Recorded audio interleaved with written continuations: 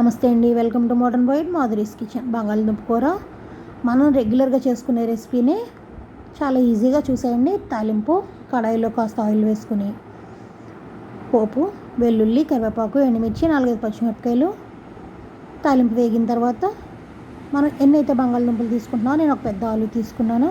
ఒక ఆనియన్స్ బంగాళదుంప కట్ చేసుకుని కాస్త పచ్చివాసన పోయే వరకు వేయించిన తర్వాత ఉప్పు, పసుపు, కారం మన రుచికి సరిపడగా వేసుకుని లో ఫ్లేమ్లో ఒక 5 minutes మూత పెట్టేసి మగ్గే వరకు ఉంచుకోవాలి. అలా మగ్గిన తర్వాత ఒక హాఫ్ ఆనియన్, 4-5 జీడిపప్పులు, చిన్న అల్లం ముక్క, 4-5 వెల్లుల్లి రెబ్బలు వేసి మెత్తగా పేస్ట్ చేసి వేసేసుకోండి. అంతే. వేసేసి బాగా వేగిన తర్వాత ఒక హాఫ్ గ్లాస్ వాటర్ యాడ్ చేసుకుని మూత పెట్టేసుకొని అలా ఒక 5 minutes వదిలేసారంటే టేస్టీ ఆలూ కర్రీ రెడీ అయిపోయింది.